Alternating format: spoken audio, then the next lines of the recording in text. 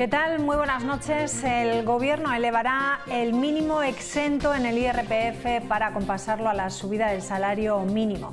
Lo hace justo después de que el líder del PP, Alberto Núñez Feijóo, anunciara hoy que su partido iba a plantear en el Congreso aumentar el límite de 15.000 euros anuales de cara a este 2024 y también que criticara al Gobierno por ser el mayor beneficiado con el último incremento. Vamos a ver qué es lo que ha pasado en los últimos años y cómo hemos llegado hasta aquí. Aquí lo vamos a ver en la pantalla. Esta es la evolución del salario mínimo interprofesional en los últimos años. Tenemos 2017 con un sueldo, aquí lo vemos, de 707 euros. Desde el año 2018 podemos ver también cómo esta línea va en ascenso. Vemos cómo se produce un incremento constante del salario, con un fuerte incremento en el año 2019 y con la última subida que se produce ya en el año 2003, donde llegamos a 1.080 euros y en el año 2024 donde se va a producir ese nuevo incremento. Desde el año 2018 el salario se ha incrementado, por lo tanto, en un 54%.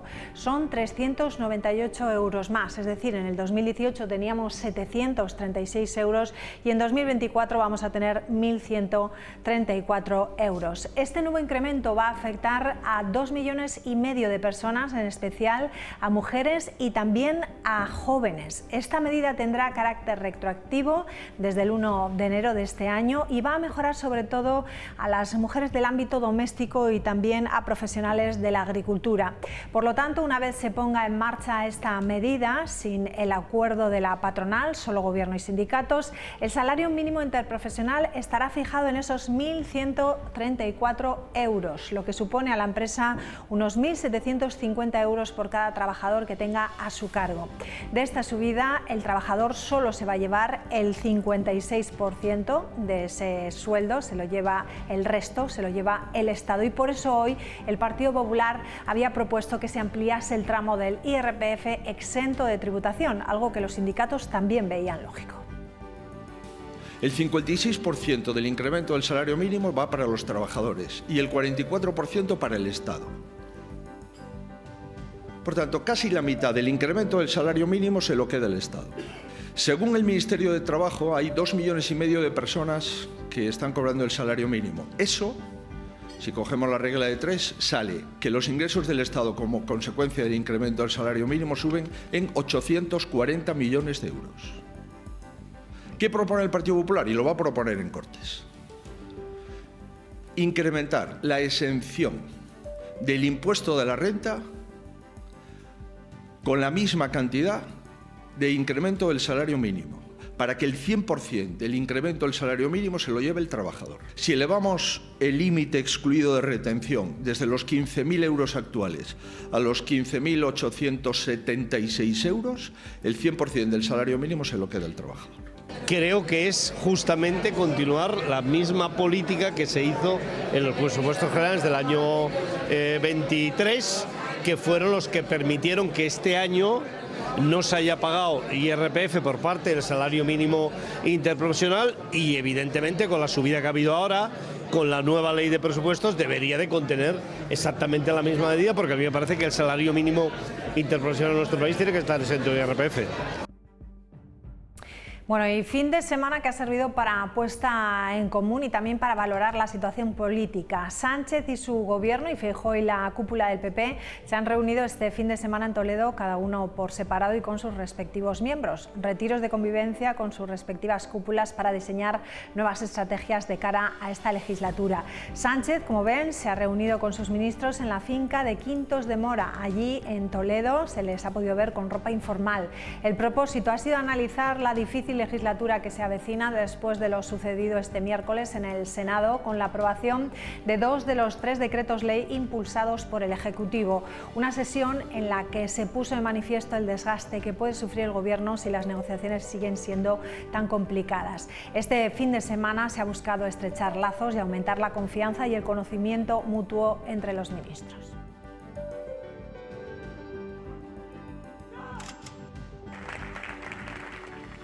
Y reunión también de los populares en Toledo un día antes para diseñar la estrategia de la formación en la apertura del curso político y preparar también la ofensiva política, social y jurídica contra el Gobierno tras esos pactos con los independentistas. Al día siguiente, los líderes del PP acudían a apoyar, son estas imágenes que están viendo, a su candidato en las elecciones gallegas, Alfonso Rueda.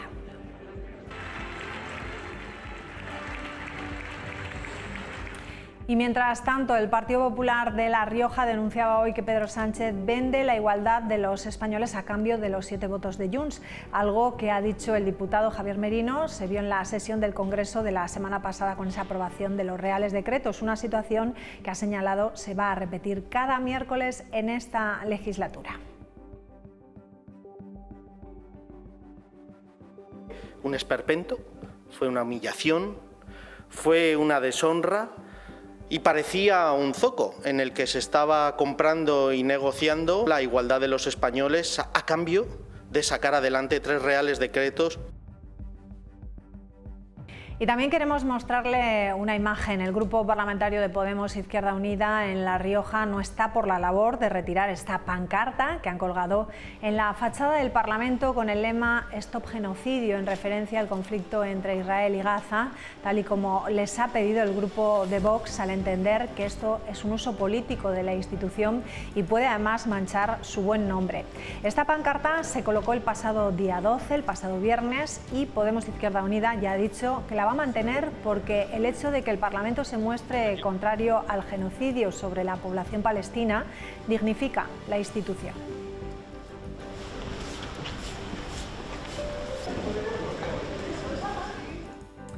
Y la gripe sigue estando entre nosotros, aunque en la última semana haya bajado su incidencia. Esta mañana desde la Consejería se aprobaban y se aportaban estos datos que lo demuestran. 438 personas fueron atendidas en urgencias en un día concreto de la primera semana de este mes de enero y 291 pacientes fueron atendidos en el día de ayer. Salud cree que La Rioja está llegando al pico de contagios de infecciones respiratorias y que incluso podemos estar ya de bajada.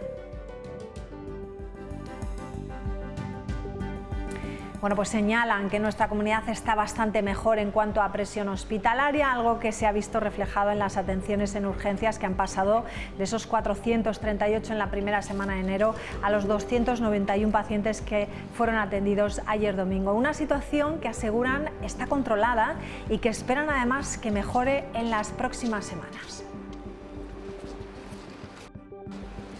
Los modelos matemáticos que no suelen fallar nos dicen que estamos en torno al pico de máxima incidencia de la gripe. Se podría decir, pero ahí hay una ondulación que posiblemente ya estamos de bajada, posiblemente, siempre con mucha cautela. Ayer se atendieron en urgencias 291 pacientes, cuando hemos llegado a tener hasta 438 en enero. La Policía Nacional cumple 200 años al servicio de los ciudadanos este sábado 13 de enero, pero de 1824 se creó la Policía General del Reino. Es el antecedente histórico de lo que hoy es la institución policial, el primer cuerpo policial con dimensión nacional, con la función de garantizar el bien y la seguridad pública en nuestro país. Este fin de semana se celebró en Logroño el izado de la bandera y otros actos conmemorativos como el homenaje a los que ya no están y que murieron en acto de servicio.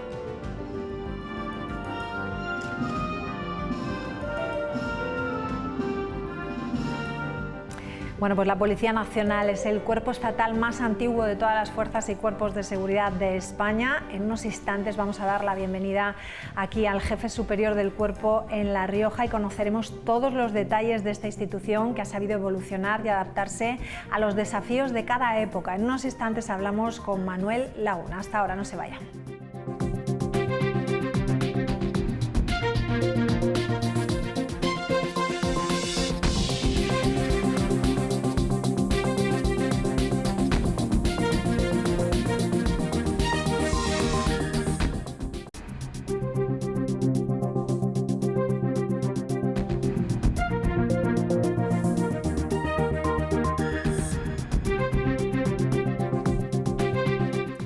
Bueno, pues ya estamos de vuelta. Como les decíamos, la Policía Nacional ha cumplido y cumple 200 años al servicio de los ciudadanos. Un cuerpo, se trata del cuerpo más antiguo de todas las fuerzas y cuerpos de seguridad que ha tenido nuestro país. Vamos a hablar de ello y lo vamos a hacer con Manuel Laguna. Él es jefe superior de la Policía Nacional aquí en La Rioja. Señor Laguna, ¿qué tal? Muy buenas noches. Muy buenas noches, encantado de estar aquí con Gracias por estar con nosotros. Bueno, 200 años, pocas instituciones podríamos decir que llegan a tener tanta edad. Es la única en España, yo no sé si en el extranjero sería mucho aventurarme. Bueno, a nivel histórico, pues es la primera policía a nivel nacional, valga la redundancia. Ha pasado con diversas denominaciones a lo largo de la historia. Incluso se fundó antes que Scotland Yard en Londres, incluso antes que la Sûreté Nationale en Francia. Entonces, bueno, pues somos un cuerpo ya veterano y tenemos un pozo de historia y de vivencias importante. Qué interesante. Bueno, ¿en qué contexto nació el Cuerpo de la Policía Nacional aquí en España? Pues en la época de Fernando VII, pues se vio la necesidad, porque había pues los famosos salteadores de caminos, era la época un poco de los bandoleros, entonces no había un cuerpo a nivel nacional que dependiera directamente del Estado, porque había ayuntamientos que tenían su propia policía, entonces fue una época de unificación bajo el mandato del gobierno, en este caso del rey Fernando VII, y se inició a efectos políticos en la época del absolutismo, y bueno, pues tenía una doble connotación, digamos, de policía secreta un poco represiva de los liberales, y por otro lado la necesidad acuciante que había de poner orden en todo el territorio nacional en prevención del bandolerismo, y también, hay que decirlo todo, un poco también en cuanto a mantener en el poder al absolutismo. ¿Podría compartir con nosotros los momentos más importantes, históricamente hablando, de la Policía Nacional en estos? A lo mejor es difícil la cuestión que le planteo, ¿no? Pero ¿qué destacaría? Bueno, la policía, como lo que es el país, ha ido evolucionando desde su fundación por Fernando VII, pues claro, ha pasado por un montón de regímenes políticos, llámese Primera República, Segunda República. Un hito importante fue la Guerra Civil, el tema de la policía más bien represiva. Luego ya se pasó a la democracia. Quizás el hito más importante es la transformación del cuerpo a raíz de la Constitución, en el sentido de proteger el libre ejercicio de los derechos y libertades. Entonces se pasó claro, la policía se adapta evidentemente a la situación y a las leyes que en cada momento, nos gusten o no, nosotros tenemos que cumplir las leyes, y entonces quizás el hito más importante fue el advenimiento de la democracia. Otro hito importantísimo, aunque sean ya en tiempos modernos, como si dijéramos, fue la incorporación de la mujer a la policía en el año 79.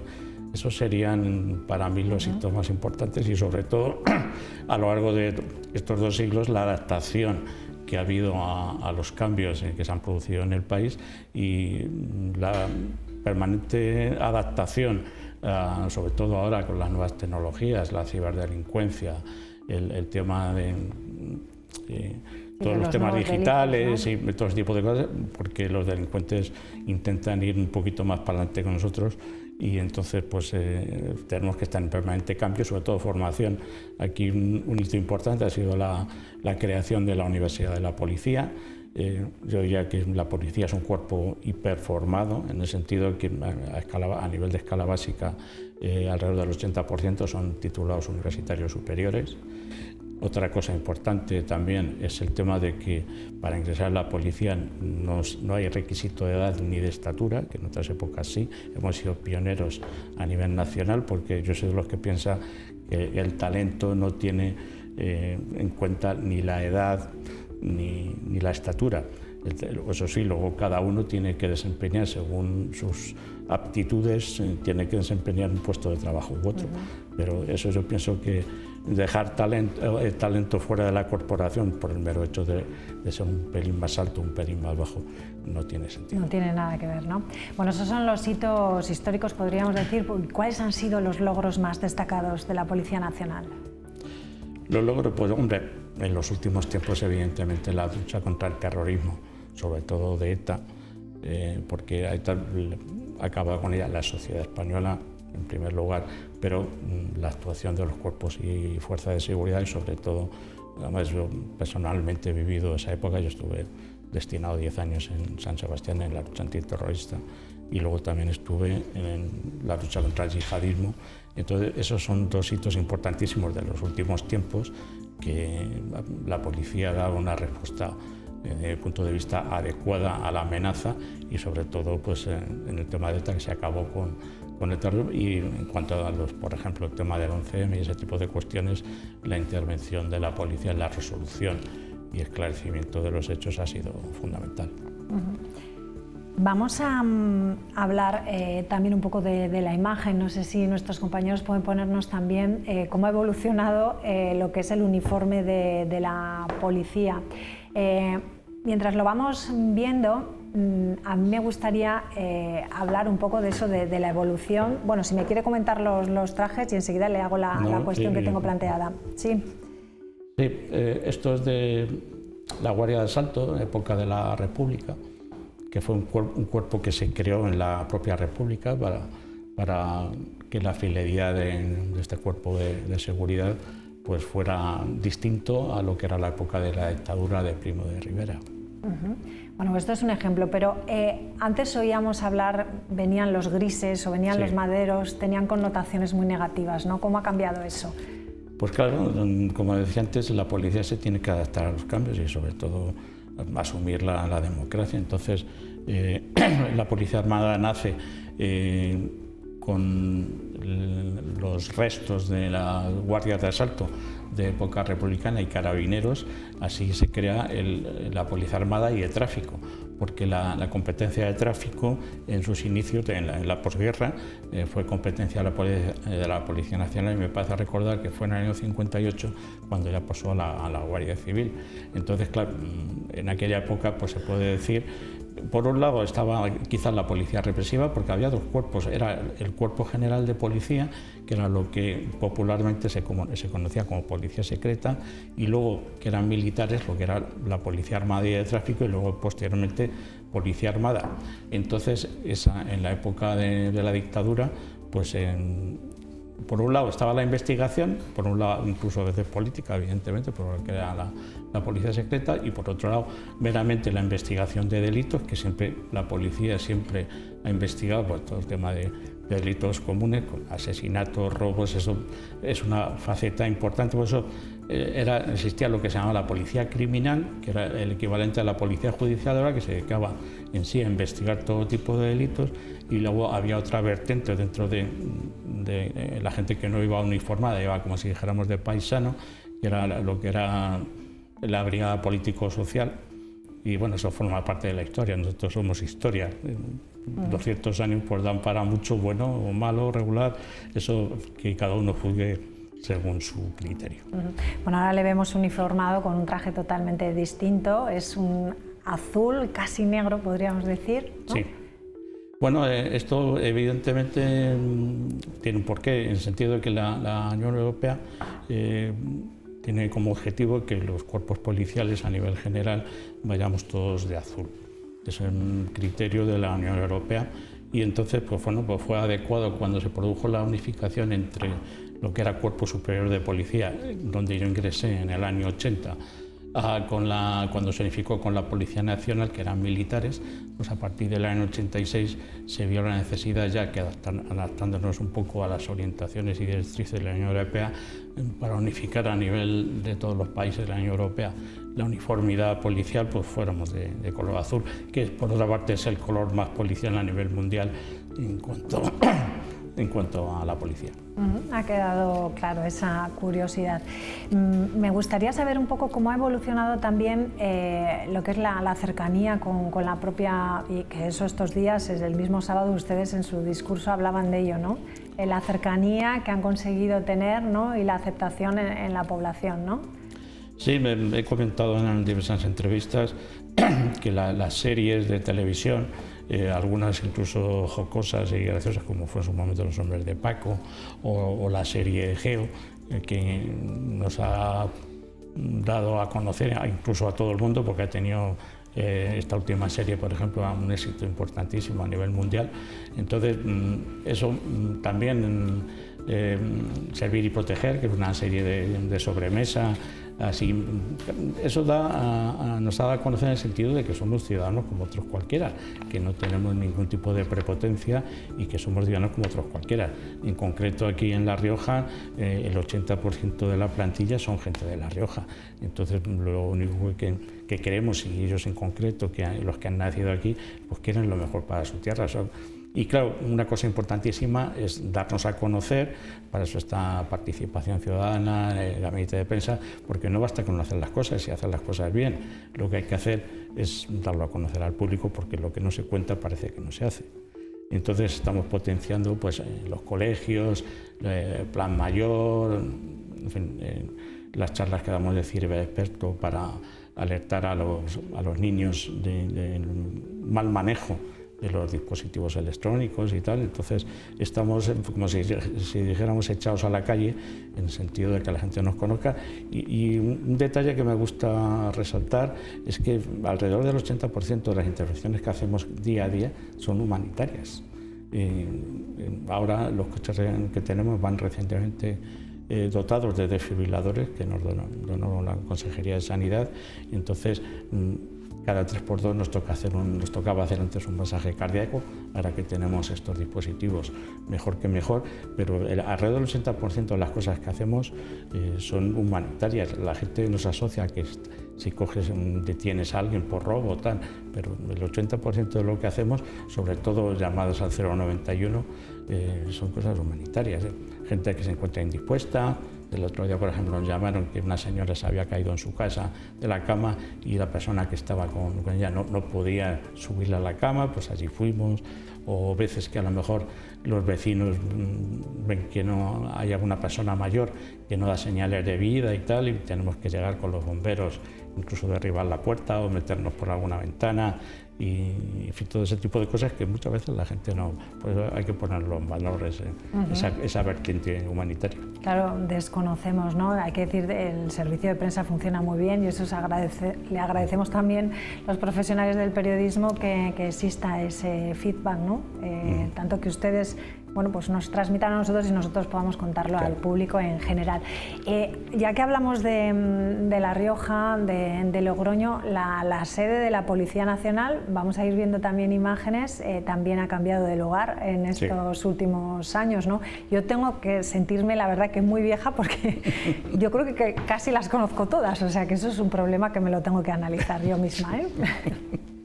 Ha estado en Avenida de Navarra, pero antes de Avenida de Navarra estaba en la delegación del Gobierno, ¿no? Donde se hacían Bueno, hay que distinguir, como decíamos antes, lo que era el Cuerpo General de Policía, el Cuerpo Superior de Policía, que era el cuerpo de investigación, y por otro lado lo que es la Policía Nacional, ya después del año 78. Entonces ellos eran militares y nosotros civiles. Yo procedo del Cuerpo Superior de Policía. Entonces, a raíz de la unificación con la Ley Orgánica de Cuerpos y Fuerzas de Seguridad del año 86, pasamos a ser un solo cuerpo civil. Entonces, hasta el año 86, por un lado estaba el Cuerpo Superior de Policía, que tenía la sede en lo que es ahora la Delegación de Gobierno, por un lado, luego en Doctores Castroviejo, y luego a raíz de la unificación el cuartel ya pasó a pertenecer a lo que era el Cuerpo Nacional de Policía, ahora Policía Nacional, y estábamos en cuerpos distintos, con funciones distintas, y luego ya una vez que nos unificaron, pues ya estábamos todos juntos y pasamos de ser un cuerpo civil y uno militar a todos civiles. Bueno, pues ahí estamos viendo algunas de las imágenes de la Jefatura Superior de Policía. Antes hablaba de la mujer, en esas imágenes que veíamos al principio, donde se veía a los policías uniformados, pocas o ningunas podíamos por ver, ¿no? Pero ya nos ha dicho antes que desde el año 78, 79 la mujer se incorpora al cuerpo. Y hoy en día, ¿qué supone la mujer dentro de la jefatura? Pues sobre todo, claro, queremos resultar un cuerpo atractivo a la gente, a todo el mundo, mujeres y hombres, evidentemente, y entonces eso es una cosa que requiere un camino. Entonces, las primeras mujeres, como hemos comentado, entraron en el año 79, que es la promoción anterior a la mía, que era lo que era Cuerpo Superior de Policía, que eran inspectoras que estaban dedicadas a investigar, y entonces esa fue el primer hito. Luego tanto otros cuerpos y fuerzas, incluso el ejército, hasta la segunda mitad de los años 80 no empezaron a introducir mujeres en él. Entonces aquí vamos por delante en lo que es La Rioja en cuanto a porcentaje, estamos ya casi llegando al 20%, un par de puntos por encima de la media nacional en cuanto a la incorporación de mujeres. Nunca es suficiente. Eso se va paliando, ahora cada vez se aproxima más a la mitad en las nuevas promociones que ingresan en la Escuela Nacional de Policía. La verdad es que ahora estos últimos años la oferta de empleo público, desde aquí aprovecho para animar un poco a la gente que oposite a la policía, porque en los próximos años va a seguir habiendo 2.500 plazas al año para ingresar en la policía. Yo animo a mujeres y hombres porque la gente tiene un poco una imagen estereotipada de lo que es la policía. La policía no es solamente ir en un coche patrulla e investigar, tal. Tenemos médicos, farmacéuticos, biólogos, químicos, veterinarios, tenemos todo tipo de especialidades, y sobre todo ahora con las nuevas tecnologías pues tenemos ingenieros de todo tipo, telecomunicaciones y tal. Y entonces un bagaje importante que tiene la policía es que sobre todo la gente de escala básica que entra ya con una carrera, incluso gente con experiencia en la empresa privada o en la docencia o en la universidad, y sobre todo escala ejecutiva, que se requiere tener una carrera universitaria superior para ingresar, pues eso es un bagaje y un valor añadido de talento que se incluye a la organización.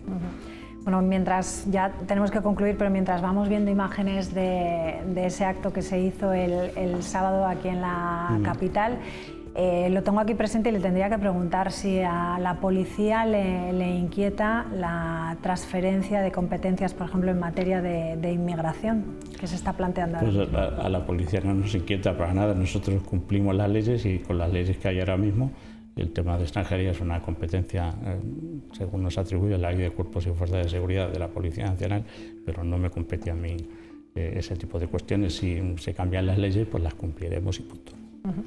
Pues Manuel Laguna, un placer hablar con usted y conocer un poquito más de cerca lo que es la Policía Nacional, que me imagino que a lo largo también de los próximos días, semanas, habrá más eventos organizados para el público general y para acercar lo que ustedes hacen, ¿no? Efectivamente, tenemos ciclos de conferencias, que ahora tenemos unos estos próximos días.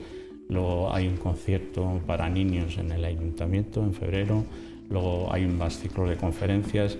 Queremos hacer un monumento al Bicentenario de la Policía, y también en homenaje a las víctimas del terrorismo. Y queremos hacer cursos con la universidad. Tenemos un montón de actividades.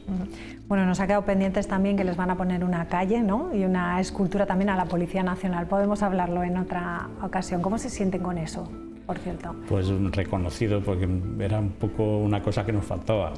Y sobre todo que sea en la fachada de lo que es la jefatura y tal, pues nos gusta más todavía que sea en un sitio próximo, y bueno, pues tiene mucho sentido que donde está ubicada la Jefatura Superior de Policía pues se haya puesto el paseo de la Policía Nacional. Gracias, Manuel Laguna, un placer. Buenas noches. Igualmente. Bueno, pues nos vamos a publicidad y regresamos en unos instantes. Hasta ahora.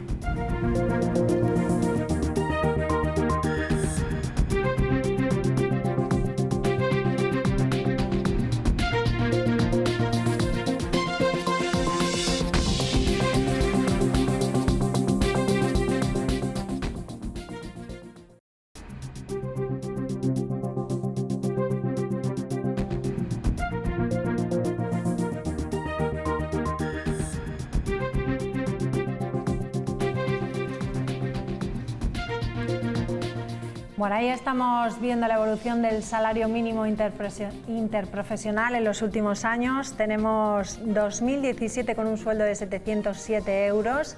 Desde el año 2018, ahí vemos en la gráfica cómo se produce ese incremento constante del salario, con un fuerte incremento en 2019 y con la última subida que se produce en 2023 y 2024. Desde el año 2018, ahí lo ven, el salario se ha incrementado un 54%, son 398 euros más.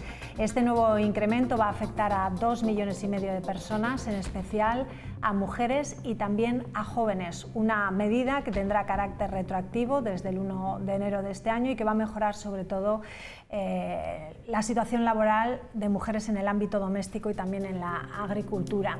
Por lo tanto, una vez se ponga en marcha esta medida, sin el acuerdo, eso sí, de la patronal, solo gobierno y sindicatos, el salario mínimo interprofesional estará fijado en 1.134 euros, lo que supone a la empresa 1.750 euros por cada trabajador que tengan a su cargo. De esta subida, el trabajador solo se lleva el 56%, el resto se lo lleva el Estado, y por eso hoy el Partido Popular había propuesto que se ampliase el tramo del IRPF exento de tributación, algo que los sindicatos también veían lógico.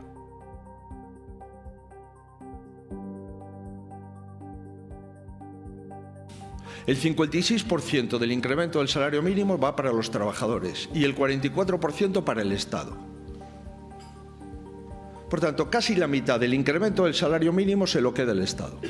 Según el Ministerio de Trabajo, hay 2,5 millones de personas que están cobrando el salario mínimo. Eso, si cogemos la regla de 3, sale que los ingresos del Estado como consecuencia del incremento del salario mínimo suben en 840 millones de euros. ¿Qué propone el Partido Popular? Y lo va a proponer en Cortes. Incrementar la exención del impuesto de la renta con la misma cantidad de incremento del salario mínimo, para que el 100% del incremento del salario mínimo se lo lleve el trabajador. Si elevamos el límite excluido de retención desde los 15.000 euros actuales a los 15.876 euros, el 100% del salario mínimo se lo queda el trabajador. Creo que es justamente continuar la misma política que se hizo en los presupuestos generales del año 23, que fueron los que permitieron que este año no se haya pagado IRPF por parte del salario mínimo interprofesional, y evidentemente con la subida que ha habido ahora, con la nueva ley de presupuestos, debería de contener exactamente la misma medida, porque a mí me parece que el salario mínimo interprofesional en nuestro país tiene que estar exento de IRPF. Bueno, pues vamos a saludar a la mesa. Daniel García, muy buenas noches. ¿Qué tal? Bienvenido. Buenas Muchas noches. gracias. Silvia Alcántara, ¿qué tal? Muy buenas noches. Buenas noches. Bienvenida. Y Eva Loza, ¿qué tal? Buenas noches. Buenas noches. Bueno, estábamos escuchando las declaraciones tanto de Feijóo como de Pepe Álvarez, pero hay que decir que también justo en este mismo día la ministra al mediodía aproximadamente ha dicho que sí, que se va a ampliar ese tramo del IRPF, coincidiendo con esas declaraciones que hacía Feijóo. ¿Qué os parece? Bueno, buena noticia, me imagino, por supuesto, por la subida del salario, pero un poco cómo es lo que se ha hecho, etcétera. Empiezo contigo, Dani, que tú de esto de economía entiendes bastante. Bueno, yo como en todo tengo mi opinión, ¿no? Yo creo que siempre una subida de los salarios en general, siempre que se diga eso, más allá de las consecuencias que va a tener, siempre es una buena noticia, ¿no? Luego, evidentemente, cuando se entra en el análisis hay que tener en cuenta otra serie de factores, más allá de la subida del propio salario mínimo y las consecuencias que eso puede tener en los costes laborales para las empresas, y la consecuencia de que ese hipotético coste laboral aumente puede tener también en el coste de los productos, en la inflación, etc. Yo creo que la subida del salario mínimo interprofesional siempre es bienvenida y siempre debe ser bienvenida, pero sí que es cierto, y creo que en un momento como el que estamos, con la incertidumbre económica que estamos a nivel mundial, con la incertidumbre que viven también las empresas en el sector productivo, yo creo que hubiera sido muy importante contar con el acuerdo de la patronal. Creo que esto no se puede hacer unánimemente, si se puede llamar así, entre gobierno y sindicatos, sino que tiene que ir de la mano con la patronal en un momento tan delicado como el que estamos. Yo echo eso de menos, y si en un primer momento no se podía haber alcanzado una subida como la que se está planteando, sino haberlo hecho en dos fases, pues a lo mejor hubiera sido lo más certero en una situación así, ¿no? yo sí que he echado eso en falta. Silvia. Sí, a mí me ha sorprendido sobre todo Pepe, el de OGT, Pepe Álvarez, cuando ha asistido al desayuno junto con Feijóo, que ha dado la conferencia, diciendo lo del tema del IRPF. Pero lo que más me ha sorprendido es que ha dicho que esa cuestión no se trató en las negociaciones. Me gustaría conocer... conocer... Hay una periodista, ¿no?, que le pregunta exclusivamente, pero ustedes no han tratado de este asunto. Que es lo que realmente me sorprende. ¿Con qué orden del día iba usted a la negociación, si es uno de los temas más importantes? Además él ha dicho, ¿no?, sí. Antes de conocer lo que había dicho la ministra, ¿no?, decía que iba a ser sus prioridades, ¿no? Sí. Que tuvo la oportunidad de negociar ese punto cuando estaban en las negociaciones. Yo creo que al final siempre es positivo, ¿no? Si se sube el salario mínimo interprofesional es un beneficio para los trabajadores, pero también estoy de acuerdo con Dani que quizás hay que tratar otros aspectos importantes, ¿no?, a la hora de negociar, como que la patronal también esté en esas negociaciones junto con los sindicatos. Eva. Pues a mí me ha sorprendido mucho Feijóo porque no había visto las declaraciones y pensaba que iba a hablar en la línea de lo que ha comentado Dani, que también estoy de acuerdo, ¿no?, que es mal síntoma que no haya un acuerdo de la patronal. Pensaba como que iba a salir en defensa de la empresa, que además no es incompatible defender al trabajador con entender que, lógicamente, si las empresas no están incentivadas o realmente les supone un coste laboral muy alto, pues tampoco va a haber contratación. Y me ha sorprendido que parezca que se preocupa más por el obrero para que reciba el 100% que el propio Pepe Álvarez, que parece que sí, que ha salido porque lo decía Feijóo. A ver, yo creo que como Partido Socialista, aunque muchos nos digan que se nos ha caído la odio obrero, siempre hemos estado en la defensa de los derechos de los trabajadores. Entonces, todo lo que suponga un avance en derechos de los trabajadores, lógicamente, creo que es de reconocer positivamente. Pero no nos podemos olvidar que para que haya trabajadores también tiene que haber empresas y no se lo podemos poner muy difícil a las empresas porque si no, no van a contratar a trabajadores. Pero bueno, creo que tenemos que encontrar el justo equilibrio, pero sí que es cierto que creo que es mal síntoma que la patronal no esté de acuerdo. Bueno, no es que se opusiesen, ¿no?, a esa subida salarial, ¿no?, sino que no querían llegar al 5%, ¿no? No, porque creo que era un 3 más 1, ¿no? Es lo que proponían ellos, me parece. Entonces, y en todo caso, lo de la exención del IRPF, estoy de acuerdo, claro. Tiene su lógica. Tiene toda la lógica del mundo. Tiene su lógica. Bueno, vamos con otros asuntos. Fin de semana, lo veíamos al principio del programa, decía yo que ha sido un fin de semana de puesta en común y de valoración de la situación política. Tanto Sánchez como Feijóo se han reunido, Sánchez con los miembros de su gobierno y Feijóo con la cúpula del Partido Popular. Se han reunido el fin de semana, cada uno por supuesto por separado, pero los dos coinciden en Toledo y con sus respectivos miembros. Retiros de convivencia, como les han llamado, con sus respectivas cúpulas para diseñar nuevas estrategias de cara a esta legislatura. Sánchez se ha reunido en Quintos de Mora y ahí les hemos podido ver con ropa informal. El propósito ha sido analizar pues la difícil legislatura que se avecina después de lo sucedido este miércoles en el Senado con la aprobación de 2 de los 3 decretos ley impulsados por el Ejecutivo. Una sesión en la que se puso de manifiesto ese desgaste que puede sufrir el Gobierno si las negociaciones siguen siendo tan complicadas. Y por otro lado, Feijóo también se ha reunido con los suyos, con la cúpula del Partido Popular, también pues para ver cuáles son las estrategias de la apertura del curso y preparar una ofensiva política y social y jurídica contra el Gobierno y los pactos con los independentistas.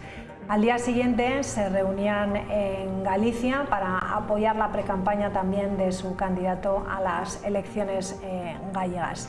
¿Cómo veis un poco, bueno, pues eso, esa reunión que yo creo que la han hecho más veces, ¿no? Un poco más, de forma más informal, conocerse también los nuevos miembros del Gobierno y de cara, como decía yo, a analizar un poco qué es lo que ha pasado, ¿no?, el pasado miércoles en el Senado tras esa aprobación de los decretos, ¿no? Bueno, pues al final tendrán que analizar la situación que se ha producido. Iban con 3 decretos estrellas, solo se han aprobado 2 de ellos y al final yo creo que tienen que consensuar lo que está pasando ahora mismo en el Gobierno, tanto la oposición como quien está gobernando. Sí que decíamos, yo recuerdo en alguno de los programas que iba a ser una legislatura bastante movidita por los acuerdos que hay con pacto con Junts y al final lo que se ha conseguido aquí, si se han aprobado 2 decretos, ellos han dado más o menos el visto bueno, pero la repercusión y lo que se han llevado en contrapartida Junts por el apoyo a esos decretos es bastante importante, que creo que es lo que hay que valorar, porque si cada uno de los socios de gobierno empiezan a pedir, yo creo que va a ser bastante complicado el que puedan aprobar decretos o leyes. Sí, también voy a decir una maldad, sí que se ha criticado mucho, bueno, se ha criticado, se ha dado la opinión del vestuario que llevaban cada uno de los miembros de las reuniones que ha habido. ¿Ah, sí? Sí. ¿Se han criticado por qué? ¿Van abrigaditos también, no? No, por la diferencia que hay cuando salen para hacerse la foto a cuando están de camping. Es que lo he oído esta mañana y yo lo tenía que comentar, sí. Bueno. Y otra cosa que sí que me gustaría apuntar es la reunión de todos para apoyar al candidato de Galicia. Le viene muy bien, porque después del lío que se ha preparado con la Royal Navy y con todo lo que necesitan para sacar las bolitas de las playas, la verdad es que tiene un tema bastante importante que solucionar de aquí a un mes. Bueno, tú me imagino que por la parte que te toca como alcalde de La Bastida, también preocupado por los acuerdos, me imagino, de Sánchez con los independentistas, por Junts y también por Bildu. En tu caso, trataron de una moción de censura que no llegó a... Bueno, la semana pasada vivimos un amago de moción de censura en La Bastida, en el que, bueno, al final cuando se trata, todo este ambiente que estamos viendo a nivel nacional de pactos, de división, de barro en definitiva, cuando se trata de mirar con esas mismas gafas la política municipal y el municipalismo, que no tiene absolutamente nada que ver, por suerte, pues pasan estas cosas, ¿no? Se trata de proyectar una imagen de división en los ayuntamientos pequeños, que no se corresponde, por supuesto, con la realidad que se vive en los pueblos, pero tampoco con la realidad que se vive en los ayuntamientos, casos aislados, ¿no? Y al final, cuando a uno tratan de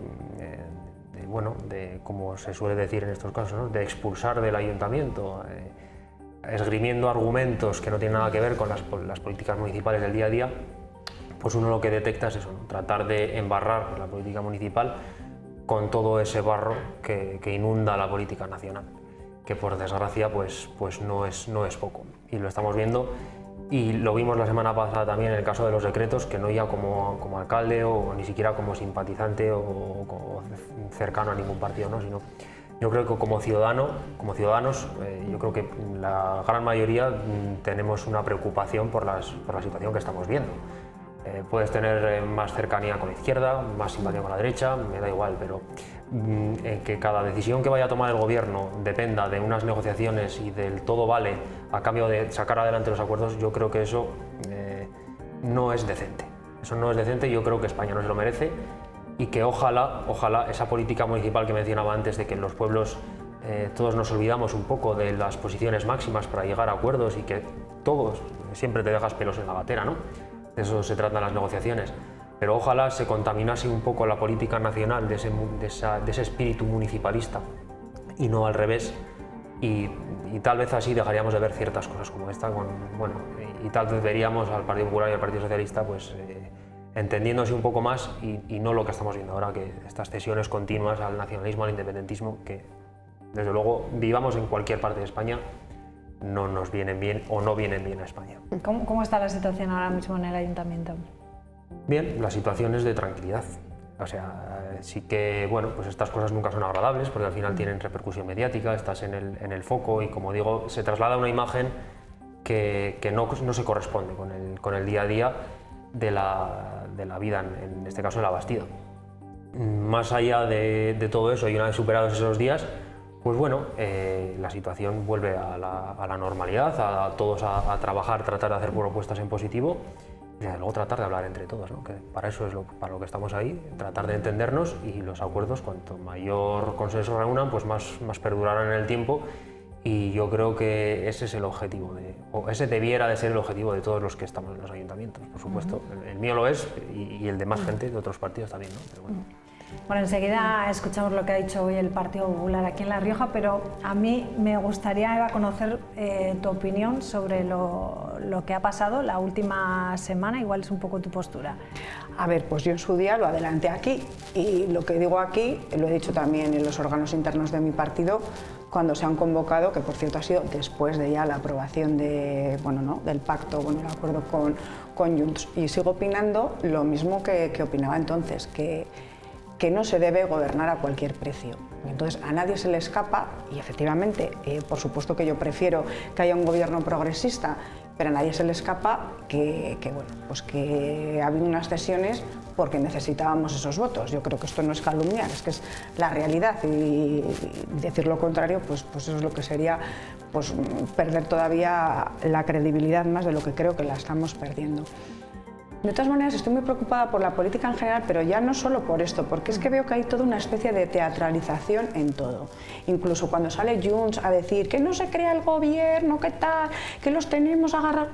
Es que tampoco me lo creo. Yo creo que hay un pacto ahí y cada uno hace su papel, pero lo que es evidente ya ha dicho que si no hay referéndum, ¿no? Lo habéis oído. Colorín colorado, aquí se acabó. Sí, pues no sé hasta qué punto será verdad, pero claro, cuando tenemos unos socios de gobierno que no te dan estabilidad, pero luego que no se nos olvide, Podemos, que también me parece muy gordo, porque vota en contra, y no vota en contra porque realmente esté en contra, o a mí por lo menos no me lo parece, del contenido de ese decreto, sino como Yolanda Díaz no quiso poner a Irene Montero. Entonces al final dices, pero bueno, ¿la política actual en qué se basa? Bueno, pues esa sensación la tiene mucha gente, ¿eh? Estamos diciendo, entonces los políticos pierden credibilidad, ¿no? Completamente. Sí. Entonces al final dices, bueno, eso, las bolitas que decías tú, pues vaya Yolanda Díaz ahí a recoger bolitas, pero claro, no sé, es que al final, pues lo del camping, no sé, yo parece que voy de look de fin de semana de Toledo y tú más de ministra. Bueno, vamos a ver qué ha dicho hoy el Partido Popular en torno a Sánchez. En primer lugar, ha dicho que vende la igualdad de los españoles a cambio de esas negociaciones. Vamos a escucharle. El diputado popular Javier Merino califica lo ocurrido en el Pleno de Congreso del pasado 10 de enero. Un esperpento, fue una humillación, fue una deshonra. Y parecía un zoco en el que se estaba comprando y negociando la igualdad de los españoles a cambio de sacar adelante 3 reales decretos que demuestra la gran debilidad que representa el gobierno de España. Quien manda en el gobierno de España es un presidente sin cartera que está en Waterloo. Con la aprobación de 2 decretos que suponen trocear las competencias exclusivas del Estado, como la inmigración, y que Pedro Sánchez, por exigencia de los independentistas, les ha entregado a través de una ley que lo que va a hacer es arrebatar las competencias en inmigración a la Policía Nacional en favor a los Mossos de Escuadra. Y crear desigualdades entre comunidades. No somos iguales entre los territorios, básicamente porque Pedro Sánchez ha aceptado el chantaje. Sin escuchar las propuestas del Partido Popular que pasan por la reducción de la presión fiscal y de los gastos superfluos. Solo con la propuesta del IVA de la carne, del pescado, de los alimentos que lleva el Partido Popular y el recorte de determinados gastos superfluos que están en este momento por una mastodóntica administración pública, se podría haber ahorrado mucho dinero, pero estamos en el otro punto, estamos en el punto del zoco de dar todo lo que se tiene a cambio de seguir adelante. Ahora los populares anuncian que van a recorrer el país en una ruta por la igualdad para reivindicar derechos y convivencia, a la vez que estudian llevar al Tribunal Constitucional los 2 reales decretos aprobados la pasada semana. Bueno, ¿qué va a pasar? Porque también, como tú decías eso, que ya no son creíbles. Junts dice que se queda con las competencias de migración. El gobierno ha salido diciendo que no, que eso es competencia exclusiva del Estado, y además es que en el caso que sea así, por ejemplo, habría que cambiar la ley, ¿no? Totalmente. Las policías se rigen por una ley, habría que cambiarla, ¿no? Si no van a poder meter mano. Me parece, no sé, muy atrevido que diga Javier Merino que va a primar los Mossos d'Esquadra a la Policía Nacional.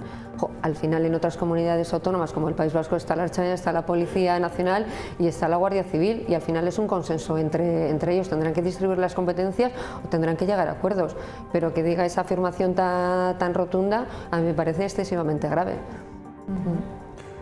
Bueno, yo creo que esto es un poco lo que comentábamos antes, el reflejo de lo que estamos viviendo. Al final, in extremis, la semana pasada, cuando parecía que desde Junts no iban a respaldar estos decretos, a la desesperada se montó una campaña para tratar que el Partido Popular respaldase estos decretos, y sin embargo sí que yo creo que es interesante traer una reflexión, y es que no cabía ni negociar ni un ápice de las propuestas que llevaban con el Partido Popular, cuando el Partido Popular sí que estaba hablando de cosas relacionadas con el contenido de esos decretos, como son las cuestiones relacionadas con las rebajas del IVA o mantener los tipos de IVA que estaba comentando Javier Merino, pero sin embargo sí que se podía negociar con Junts para respaldar esos decretos de cuestiones que no tenían absolutamente nada que ver con el contenido de esos decretos, como es la inmigración, pero sí tiene que ver con el afán nacionalista y el proyecto nacionalista de Junts, el independentismo catalán, etc. Entonces, no sé, ¿a qué estamos jugando? Esto va a ser así continuamente, a cambio de cualquier cosa, aunque no tenga nada que ver, vamos a estar con cesiones,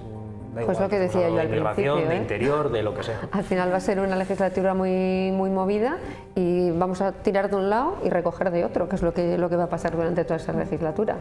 Si empiezan el resto de los socios de gobierno a imponer o a pedir como... Después salió el PNV pidiendo lo mismo. Claro, exactamente, bueno, eso te estoy diciendo. Yo tampoco comparto, por ejemplo, el discurso de Javier Merino, que me parece completamente populista. Y entonces incurre en falta de rigor, entre otras cosas como lo que comentaba Silvia. O sea, es como el mensaje que cala, ¿no?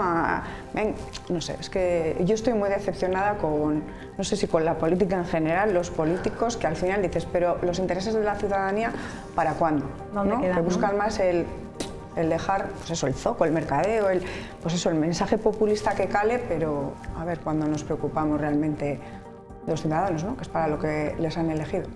Bueno, os ha tocado la gripe, catarro, virus respiratorios, ¿no? ¿Habéis librado? ¿Sí? De momento estamos librando, sí. Ah, mira, qué sorpresa, porque siempre que me junto en esta mesa con alguien, a alguien le ha tocado de lleno. Bueno, pues sigue estando ahí, no hay que bajar la guardia, y dicen que podríamos estar cerca ya del pico, que incluso los casos que se van tratando en urgencias han decaído, pero vamos a escuchar concretamente a la Consejería de Salud decir cuál es en estos momentos la situación. Los modelos matemáticos, que no suelen fallar, nos dicen que estamos en torno al pico de máxima incidencia de la gripe. Se podría decir, pero ahí hay una ondulación que posiblemente ya estamos de bajada, posiblemente, siempre con mucha cautela. Ayer se atendieron en urgencias 291 pacientes, cuando hemos llegado a tener hasta 438 en enero. Yo sé que lo están contabilizando así, pero yo echo de menos los datos de la incidencia acumulada, que yo creo que como los trabajamos tanto al final no entiendo cuántos son 400 personas, no sé si 400 son todas de virus respiratorios o más, ¿no? Yo tampoco. Pero bueno... Esto de pico suena a la pandemia, además, ¿verdad? Así lo del pico de contagio y tal. Con la nuez. Sí. Lo viste en la reunión, era el único que llevaba la mascarilla, ¿eh?